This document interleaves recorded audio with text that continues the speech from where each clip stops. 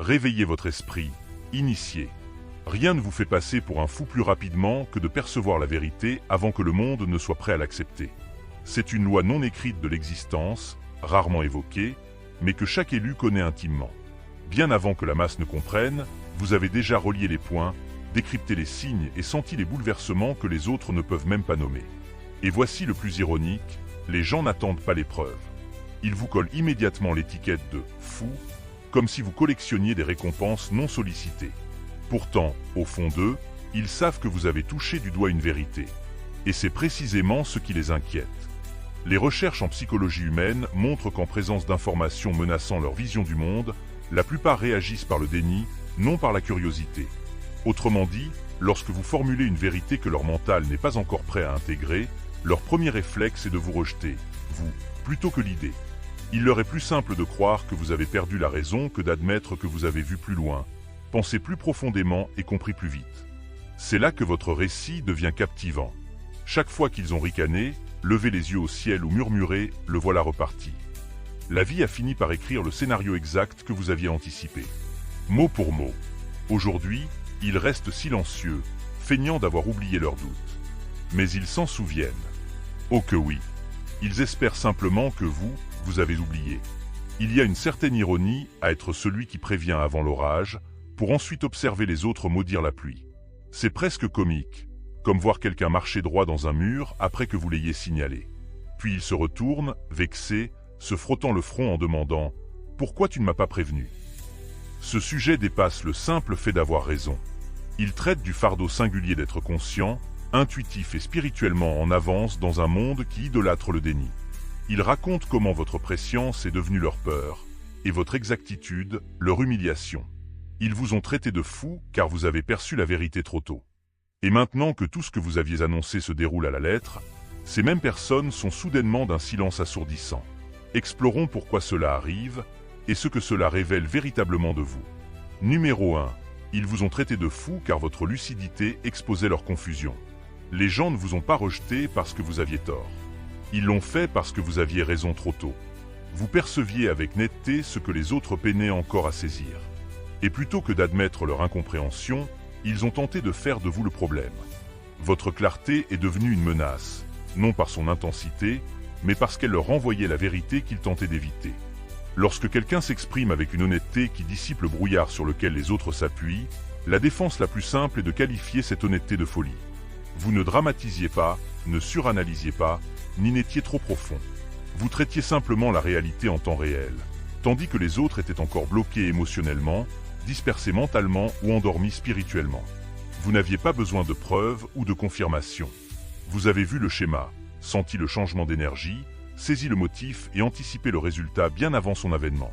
Ce type de lucidité est rare, et ce qui est rare effraie souvent ceux qui dépendent d'une pensée prévisible. Votre perspicacité a mis en lumière leur incertitude. Vous avez révélé les fissures dans leur logique sans même le vouloir. Vous les avez obligés à affronter le fait qu'ils manquaient d'attention, et au lieu de l'accepter, ils l'ont pris personnellement. Il est bien plus simple pour quelqu'un de vous qualifier d'illuminé que d'admettre avoir manqué l'évidence. Cela protège sa fierté. Cela préserve son ego et l'évite d'avoir à évoluer. Ce qu'ils ont nommé « folie » était en réalité votre conscience aiguisée, opérant dans une pièce remplie de visions floues. Vous ne cherchiez pas à être supérieur. Vous refusiez simplement de feindre l'ignorance face à ce que vous saviez. Et cela seul mettait les gens mal à l'aise. Ils désiraient des réponses simples, des explications superficielles et des demi-vérités pour mieux dormir. Vous leur avez offert la réalité. Vous leur avez donné de la profondeur. Vous leur avez offert la compréhension. Et pour des personnes non préparées à grandir, cela ressemblait à une confusion exposée au grand jour. Aujourd'hui, alors que vos paroles se réalisent, leur silence est plus qu'un simple mutisme. Il est éloquent. Ils ne craignaient pas que vous soyez fou. Ils redoutaient que vous ayez raison. Numéro 2. Vos prédictions les ont effrayés car vous avez vu ce qu'ils tentaient d'éviter. Si les gens vous ont étiqueté fou, ce n'est pas parce que vos prédictions étaient farfelues. C'est parce qu'elles frôlaient de trop près la vérité. Vous n'énonciez pas des absurdités. Vous pointiez des réalités qu'ils refusaient d'affronter.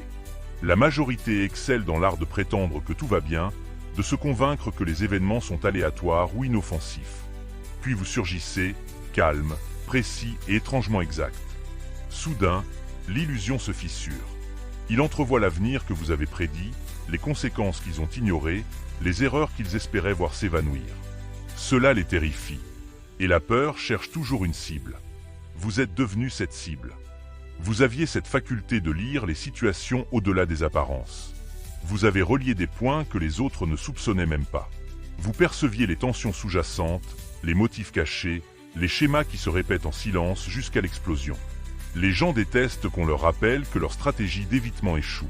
Ils n'aiment pas voir quelqu'un d'autre identifier les dominos avant leur chute. Votre lucidité les a forcés à reconnaître ce qu'ils s'efforçaient désespérément d'ignorer. Et l'être humain réagit naturellement à l'inconfort par le jugement plutôt que par la gratitude. Leur malaise ne venait pas de vous, mais de la confrontation avec eux-mêmes. Leur ignorance, leur déni ou leur suffisance ont été exposés, sans malice, sans drame. Juste une observation, une prédiction, une compréhension. Le simple fait de percevoir la vérité avant qu'ils ne soient prêts les a mis sur la défensive. La moquerie, le ridicule ou l'étiquette « fou » sont devenus leur échappatoire face au poids du réel. Aujourd'hui, tandis que le temps passe et que chaque prédiction se réalise, ils restent sidérés, se demandant comment vous avez su. Ils comprennent que ce qu'ils redoutaient le plus n'était pas votre esprit. C'était le miroir que vous leur tendiez, reflétant leur choix. Vous ne cherchiez à effrayer personne. Vous étiez simplement précis, conscient et honnête. Et une vérité si dérangeante pousse certains à feindre qu'elle n'a jamais existé, plutôt que d'admettre que vous aviez raison depuis le début. Numéro 3. On s'est moqué de vous car votre perspicacité exigeait une responsabilité qu'ils refusaient d'assumer. Être traité de fou ne relève pas de vos paroles. Il s'agit de leur réaction face à votre conscience. Votre perspicacité n'était pas seulement aiguë. Elle était inconfortable, précise et inéluctable. Vous remarquiez des schémas, des motifs et des conséquences que les autres ignoraient délibérément. Et voici l'honnêteté crue. La plupart détestent être tenus responsables, même en pensée. Lorsque votre compréhension a révélé leurs raccourcis, leurs excuses et leurs angles morts, ce n'était pas flatteur. C'était menaçant. Votre clarté les a forcés à se regarder en face, et ils n'étaient pas prêts. Alors, au lieu de réfléchir, ils ont ri. Ils ont ricané, levé les yeux au ciel, chuchoté dans votre dos, car il était plus aisé de vous discréditer que d'admettre qu'ils avaient tort, étaient paresseux ou inattentifs. Votre perspicacité a éclairé leurs incohérences, leurs intentions inavouées, les aspects de la vie qu'ils évitaient depuis des années. Les humains ont un instinct naturel de protection de leur image. Face à la vérité, le mécanisme de défense se traduit presque toujours par le ridicule. Se moquer de vous était leur armure. Cela les rassurait sans nécessité de remise en question. Vous ne faisiez pas la morale. Vous n'essayiez pas de les humilier. Vous observiez simplement la réalité avec un niveau d'honnêteté et de lucidité qu'ils ne possédaient pas. Vos prédictions, commentaires et avertissements n'étaient pas des attaques. Ils étaient factuels, précis et ancrés dans la conscience. Mais les faits piquent lorsque quelqu'un a tant investi dans le déni. Votre perspicacité exigeait de la responsabilité, et la responsabilité est inconfortable. Les gens l'évitent à tout prix. Ils préfèrent vous qualifier de fou plutôt que d'examiner leurs propres actes. Maintenant, alors que les résultats que vous aviez prévus adviennent exactement comme annoncé, les moqueries s'estompent. Elles se transforment en reconnaissance silencieuse, en respect contraint, parfois même en désarroi. Ils réalisent que la personne folle dont ils se gaussaient ne l'était pas. Elle était éveillée. Et cette vérité frappe plus fort qu'une insulte, car elle les oblige à voir que vous aviez raison et que se cachait de la réalité depuis le début. Numéro 4. Ils vous ont résisté car vous avez brisé l'illusion de leur contrôle. Souvent, les raisons de vous traiter de fou ne vous concernent pas, mais les concernent entièrement. Votre conscience, votre prescience et votre lucidité leur ont fait réaliser quelque chose qu'ils refusaient d'admettre. Ils ne contrôlent rien. La plupart passent leur vie à se convaincre qu'ils maîtrisent leur navire, font des choix éclairés et comprennent le monde. Puis vous apparaissez, calme et assuré, signalant des schémas, prédisant des issues, voyant des motifs qu'ils croyaient invisibles. Ce n'est pas un compliment, c'est une menace. Énoncer la vérité force les gens à confronter leur propre manque de prescience. Ils remarquent alors les opportunités manquées, les mauvaises décisions, les avertissements ignorés. C'est inconfortable. Et face à l'inconfort, le premier réflexe humain n'est pas la réflexion, mais la résistance. Votre présence brise leur récit. Vous leur montrez, de manière subtile mais indéniable, que le contrôle qu'ils pensaient avoir était une illusion. Et au lieu de vous remercier ou d'apprendre, ils vous désignent comme problème. Fou devient le mot le plus simple à lancer à quelqu'un dont la lucidité expose leurs insécurités. Vous ne cherchiez pas à dominer ou manipuler. Vous observiez et exprimiez simplement ce qui était évident pour vous. Votre exactitude, votre compréhension et votre perspicacité les ont confrontés à des réalités qu'ils évitaient depuis des années. Ils n'aimaient pas être confrontés au fait que la vie avançait plus vite que leur capacité à la gérer, que les conséquences étaient inévitables, que leur sentiment de contrôle était fragile. Aujourd'hui, lorsque vos prédictions se matérialisent et que les événements suivent le cours anticipé, ceux qui vous résistaient restent sans voix. Leur résistance ne visait jamais vos idées. Elle concernait la peur, l'ego et l'inconfort de reconnaître leurs propres limites. Ils voulaient une histoire où ils étaient capitaines. Et vous, avec rien d'autre que de la clarté et de l'honnêteté, avez prouvé que leur contrôle n'a toujours été qu'un mirage. Voilà pourquoi ils vous ont traité de fous. La vérité n'est jamais facile à affronter, et l'est encore moins lorsque quelqu'un d'autre l'aperçoit en premier. Numéro 5. En parlant, vous avez déclenché leurs insécurités bien plus que leur logique.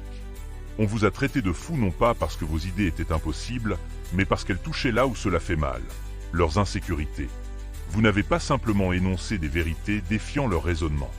Vous avez exposé des lacunes dans leur conscience de soi, des moments qu'ils évitaient d'examiner, des choix qu'ils tentaient de justifier. Ce n'est pas la logique que les gens rejettent le plus. C'est l'inconfort de se regarder en face. Et lorsque vous surgissez avec lucidité, confiance et perspicacité, cet inconfort devient insupportable pour ceux qui refusent de plonger en eux-mêmes. Vous n'attaquiez personne, mais votre conscience a servi de miroir. Les gens y ont vu le reflet de leurs propres doutes, peurs et échecs. Et plutôt que de reconnaître cette image, ils l'ont projetée sur vous. Vous qualifier de fou était leur moyen de se protéger de la vérité que vous incarniez. Il est plus simple de se moquer, de rejeter ou de juger quelqu'un que d'affronter les aspects de la vie que l'on fuit. Vos paroles ont déclenché l'émotion avant même que la logique ne puisse traiter l'information. Et les humains répondent presque toujours à l'émotion en premier. Votre perspicacité dépassait les observations superficielles. Vous perceviez les intentions derrière les actes, les conséquences avant leur avènement, les schémas invisibles pour votre entourage.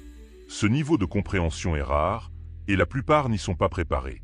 Leur ego est blessé lorsque quelqu'un d'autre voit ce qu'il nie. Leur premier réflexe est alors de discréditer la source plutôt que d'accepter le message. C'est pourquoi les rires, les moqueries et le scepticisme précèdent souvent la reconnaissance. Aujourd'hui, alors que vos prédictions se dévoilent et que chaque vérité exprimée devient réalité, ces insécurités refont surface, mais en silence. Ils comprennent que ce n'était pas de la folie de savoir ce qui adviendrait. C'était de la clarté. Votre voix ne menaçait pas leur logique. Elle menaçait les mensonges qu'ils se racontaient pour se sentir en sécurité, intelligents et maîtres de leur destin. Voilà pourquoi ils vous ont traité de fous. Vous n'aviez pas tort. Vous étiez simplement plus conscient, plus observateur et bien plus courageux qu'ils ne pouvaient l'admettre. Numéro 6. Vous avez vu des connexions que leur esprit, trop distrait, blessé ou guidé par l'ego, ne pouvait reconnaître. Ce que les gens nomment « fou » est souvent un simple mot pour qualifier une vision trop nette dans un monde qui préfère le brouillard. Vous remarquez des schémas que les autres ignorent. Vous reliez des points qu'ils n'ont même pas envisagé de voir ou qu'ils craignent trop de regarder. La plupart vivent distraits, pris dans le bruit, le drame et les routines qui les maintiennent confortables mais aveugles. D'autres sont trop blessés émotionnellement pour traiter la réalité sans biais. Certains sont trop enveloppés dans leur ego pour accepter qu'un autre puisse observer et comprendre ce qu'ils ne peuvent saisir. Et puis il y a vous, celui qui perçoit tout cela silencieusement mais avec exactitude, bien avant que les conséquences ne surviennent. Votre esprit ne fonctionne pas sur des hypothèses ou des convenances. Vous observez l'énergie, les actions, les intentions, et vous cartographiez les résultats à venir. Ce type de conscience ressemble à de la magie pour certains, à une menace pour d'autres. Lorsque les gens voient quelqu'un relier des réalités qu'ils ne perçoivent même pas, cela remet en cause leur sentiment de contrôle et de supériorité. Votre lucidité expose leurs angles morts, leurs occasions manquées, les erreurs qu'ils ont ignorées. Et puisque la fierté surpasse souvent l'humilité, leur première réaction n'est pas d'apprendre ou de réfléchir. C'est de vous traiter de fou, car c'est plus facile que d'affronter leurs propres failles. Ce n'est pas de l'arrogance que de voir ce que les autres ne voient pas. C'est de la conscience. Vous n'avez pas besoin de leur permission pour percevoir la vérité. Et cette indépendance dérange. Ils résistent, se moquent ou vous évitent, car votre perspective les force à confronter des réalités qu'ils préféreraient occulter. Chaque prédiction exacte, chaque observation validée est un rappel silencieux. Vous étiez attentif, eux non. Aujourd'hui, tandis que le temps confirme votre perspicacité, l'étiquette fout ses frites. Ils réalisent que votre prétendue folie n'était que vision, prescience et compréhension. Ce qu'ils ont rejeté comme étrange ou impossible, c'était simplement vous, voyant clairement, tandis qu'ils restaient distraits, blessés ou aveuglés par l'ego. Votre lucidité n'a jamais été le problème. C'était le miroir dans lequel ils refusaient de se regarder. Et aujourd'hui, ce reflet les fixe, indéniable et impossible à ignorer. Numéro 7. Ils avaient besoin que vous ayez tort, car votre vérité les aurait obligés à changer. La véritable raison pour laquelle on vous a traité de fou ne résidait pas dans vos mots, mais dans ce que leur acceptation aurait exigé. Votre vérité portait une responsabilité, et la plupart n'y sont pas préparés. Admettre que ce que vous perceviez, prédisiez ou avertissiez était exact aurait signifié qu'ils devaient agir. Affronter des réalités inconfortables, faire des choix difficiles, peut-être repenser tout ce qu'ils croyaient savoir d'eux-mêmes ou du monde. Le changement est exigeant, et les humains l'évitent instinctivement. Alors, plutôt que de confronter votre perspicacité, ils l'ont attaqué, rejeté, vous ont qualifié d'irrationnel. Vous ne cherchiez pas à provoquer ou à faire pression. Vous énonciez simplement ce que vous saviez. Mais votre clarté a forcé les gens à affronter les aspects de la vie qu'ils fuyaient. Et c'est terrifiant pour qui se complaît dans le déni. Il est bien plus simple pour eux de vous traiter de fou que d'admettre qu'ils avaient tort, étaient lents ou mal préparés. Lorsque vos prédictions ont commencé à se dérouler comme annoncé, leur défi n'a pas disparu. Ils sont simplement devenus silencieux, car le silence est la seule reconnaissance qu'ils peuvent supporter sans se regarder en face. Votre vérité était gênante car elle exposait la paresse, l'ignorance ou le manque de vision. Les gens voulaient du confort, des excuses, des illusions préservant leur sentiment de contrôle. Vous, en revanche, n'offriez rien de tel. Vous étiez précis, conscient et inflexible, ce qui signifiait qu'en vous acceptant, ils ne pouvaient plus se cacher. La peur ne concernait pas votre prescience, mais leur propre incapacité ou réticence à agir en conséquence. Aujourd'hui, alors que la vie valide vos paroles, l'ironie est indéniable. Ceux qui avaient besoin que vous ayez tort s'empressent désormais de comprendre comment vous aviez raison depuis le début. Votre prétendue folie n'était pas une malédiction. C'était un miroir leur montrant le travail qu'ils refusaient d'accomplir. Et la vérité est qu'avoir raison face à la résistance des autres ne prouve pas seulement la clarté. Cela prouve le courage. Vous l'avez dit. Vous l'avez prédit. Et maintenant, ils sont contraints d'observer en silence tandis que la réalité, contre laquelle vous aviez mis en garde, se déroule exactement comme anticipé. Numéro 8. Ils vous ont rejeté car vous menaciez le confort de leur consensus collectif.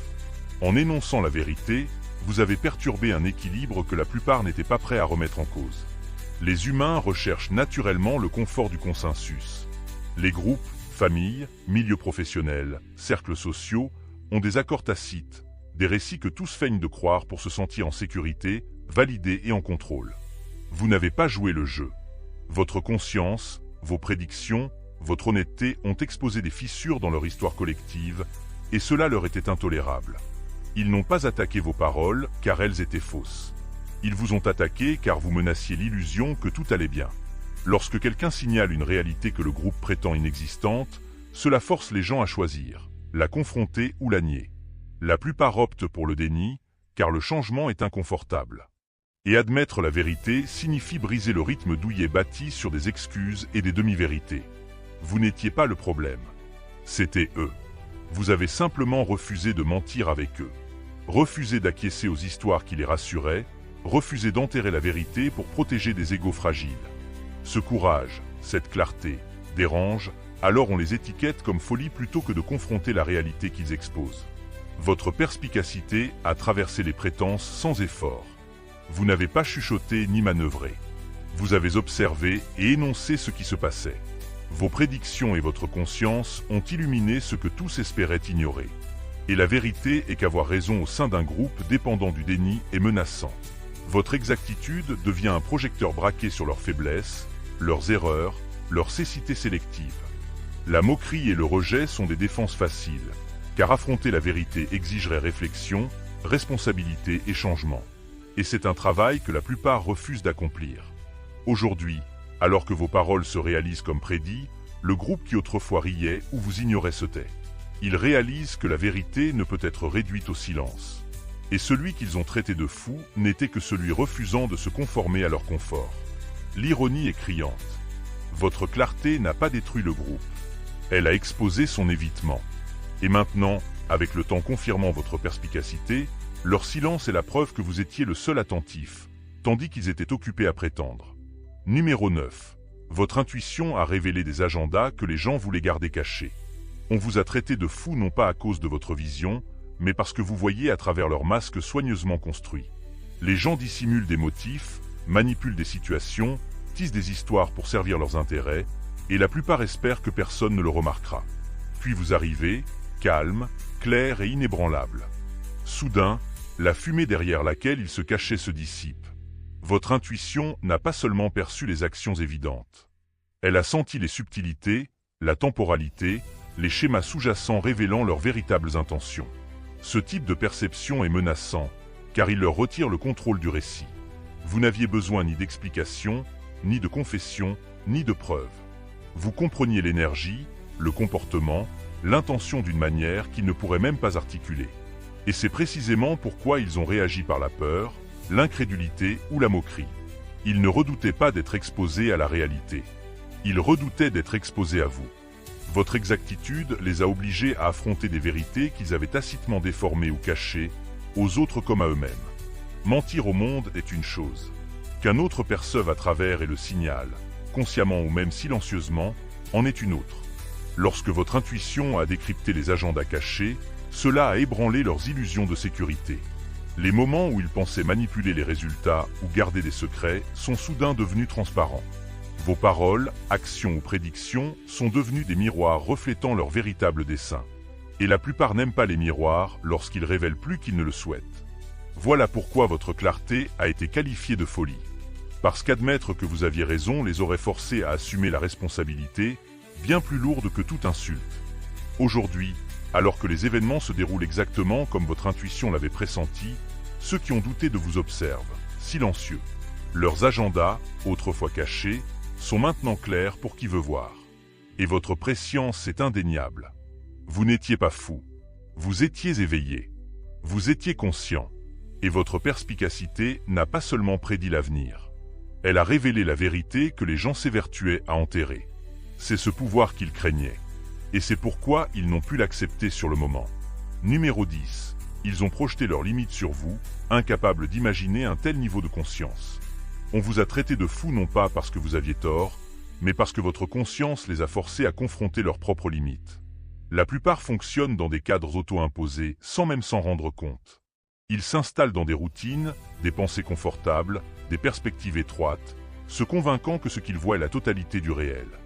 Puis vous apparaissez, alerte, observateur, sans crainte de dire ce que les autres ne pensent qu'en silence.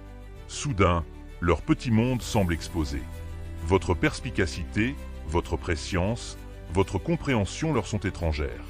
Et le moyen le plus simple pour eux de gérer cela est de projeter leurs insuffisances sur vous.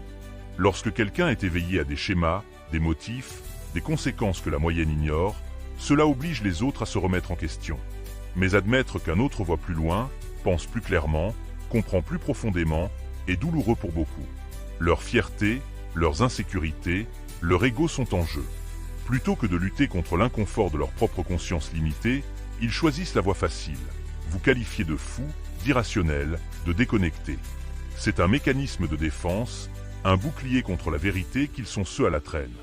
Vos prédictions, observations, perspicacité n'ont pas seulement défié leurs pensées. Elles ont illuminé ce qu'ils étaient incapables ou peu désireux de voir. Et cela terrifie ceux qui dépendent de raccourcis mentaux et d'une ignorance pratique pour se sentir en contrôle. Vous ne cherchiez pas à les rabaisser. Vous fonctionniez simplement à un niveau qu'ils ne pouvaient saisir. Cela les a rendus sur la défensive, réactifs, prompts au rejet. Aujourd'hui, alors que la réalité que vous aviez prévue se déroule comme annoncé, leur projection se dissout en silence. L'étiquette « fou » n'a plus de sens. Car il ne s'agissait pas de vous, mais d'eux. Ils voient maintenant, trop tard pour nier, que votre clarté n'a jamais été un défaut. C'était un reflet de ce qu'ils ne pouvaient accomplir par eux-mêmes. Observer, comprendre, agir en conscience. Vous n'étiez pas limité, et cette prise de conscience pique. Votre perspicacité n'était pas de la folie. C'était la preuve que vous étiez éveillé, tandis qu'ils apprenaient encore à ouvrir les yeux. Numéro 11. Votre assurance dans votre savoir a été prise pour de l'arrogance, et non pour de l'exactitude. En vérité, on vous a traité de fou parce que votre certitude les mettait mal à l'aise. Lorsque vous parliez avec clarté, prescience et conviction, ils entendaient de l'arrogance au lieu de l'exactitude. La plupart vivent dans le doute, l'hésitation, l'incertitude, cherchant constamment une réassurance extérieure. Lorsque quelqu'un fonctionne à partir de la connaissance, de l'intuition, de la conscience, cela défie le confort fragile de leur indécision. Votre confiance ne visait pas à prouver qu'ils avaient tort. Il s'agissait d'énoncer ce que vous saviez déjà, ce que votre perception avait confirmé bien avant que quiconque ne puisse le voir. La confiance est souvent confondue avec l'ego par ceux qui sont en insécurité. Si vous faites confiance à vos observations, vos instincts, votre jugement, cela terrifie les personnes qui ne peuvent faire confiance aux leurs. Ils ne sont pas menacés par la vérité en soi, mais par le fait que vous y êtes inébranlable. Cette énergie inébranlable met en lumière leur propre incertitude, leur paresse, leur indécision. Plutôt que d'affronter leur malaise, ils le projettent sur vous, vous qualifiant d'arrogant, d'autoritaire, de fou. Ils attaquent le messager, car le message lui-même les forcerait à reconnaître ce qu'ils ont ignoré trop longtemps. Votre confiance ne consistait pas à être plus bruyant ou plus fort. Elle était calme, ancrée, inévitable. Vous n'aviez pas besoin de validation, car votre conscience parlait d'elle-même. Et c'est cela qui a le plus déstabilisé les gens. Quelqu'un qui sait ce qu'il sait, voit ce qu'il voit, et prédit ce qu'ils ne comprendront que plus tard.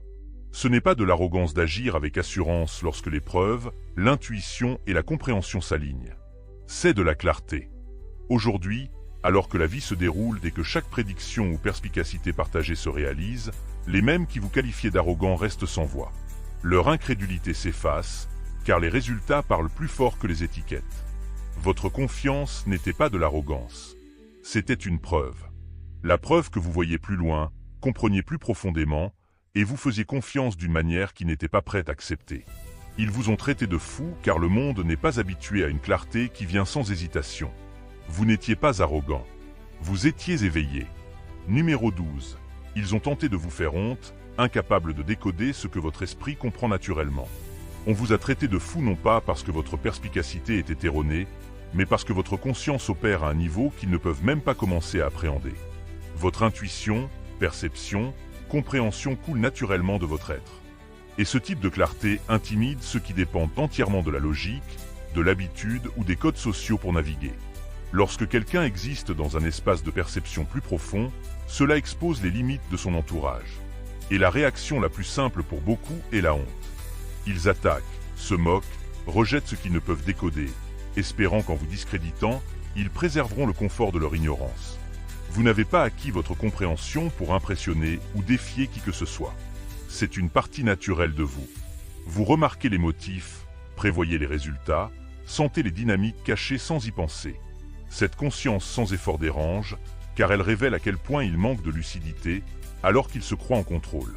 Ils tentent de vous faire honte, car reconnaître votre perspicacité les forcerait à reconnaître leur propre manque de conscience, une vérité que la plupart refusent d'affronter. La honte devient leur arme, car elle détourne l'attention de la vérité que vous portez. Ils chuchotent, rient, vous qualifient de délirant, espérant que le bruit étouffera la vérité.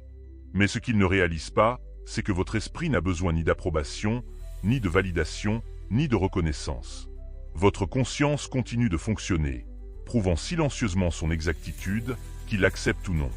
Aujourd'hui, alors que votre prescience se révèle et que tout ce que vous avez prédit advient, leurs tentatives de honte perdent leur pouvoir. Ceux qui ont tenté de vous saper se retrouvent confrontés à la réalité indéniable. Vous aviez raison depuis le début. Votre prétendue folie n'était que votre esprit fonctionnant à pleine capacité, voyant ce que les autres étaient aveugles à voir, comprenant ce qu'ils ne pouvaient saisir. Vous n'étiez pas dans l'erreur, arrogant ou délirant. Vous étiez éveillé, conscient, aligné avec un niveau de perception qu'ils ne peuvent que souhaiter atteindre. Leur malaise ne vous concernait jamais. Il concernait leur incapacité à atteindre votre niveau de conscience. Numéro 13. Votre vérité les a heurtés trop tôt, avant que la vie ne les humilie suffisamment pour comprendre. On vous a traité de fou non pas parce que votre perspicacité était fausse, mais parce que votre timing devançait leur préparation. Vous avez vu ce qui allait arriver, compris les conséquences, dit la vérité alors qu'ils étaient encore dans le déni, l'ignorance ou l'auto-illusion. La majorité a besoin d'expérience, d'échecs, de leçons douloureuses pour atteindre la clarté que vous possédiez naturellement. Lorsque vos observations et prédictions sont survenues avant qu'ils ne soient prêts à les recevoir, cela a menacé leur sentiment de contrôle, de confort, de compréhension. Incapables de traiter vos maux, ils vous ont rejeté, moqué, qualifié d'irrationnel. Votre conscience n'était ni agressive ni intrusive. Elle était simplement en avance sur son temps. Vous avez reconnu des schémas, des motifs, des résultats auxquels les autres étaient aveugles, rendant votre clarté inconfortable pour ceux qui refusaient d'affronter la réalité. Ils ne rejetaient pas votre exactitude. Ils rejetaient la responsabilité que votre vérité impliquait. Admettre que vous aviez raison aurait signifié reconnaître leur propre cécité, leurs erreurs, leur inaction. Une pilule difficile à avaler. Et plutôt que de l'avaler, ils ont projeté sur vous la peur, le doute, le ridicule.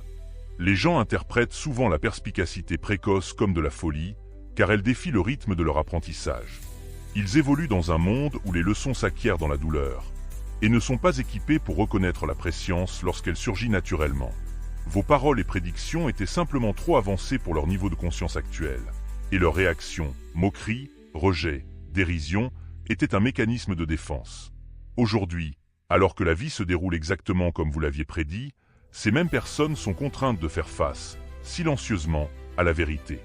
Ils réalisent que votre « folie » était en réalité de la clarté, de la prescience, de la compréhension. Vous ne vous étiez pas trompé.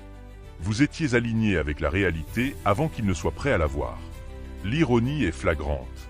Votre timing a peut-être semblé précoce, mais il a prouvé un fait indéniable. Ils étaient ceux à la traîne, et vous étiez celui voyant le chemin clairement depuis le départ. Numéro 14. Ils vous traitent de fous jusqu'à ce qu'ils aient besoin de votre sagesse pour nettoyer le désordre qu'ils ont créé. Il existe une ironie étrange dans l'existence.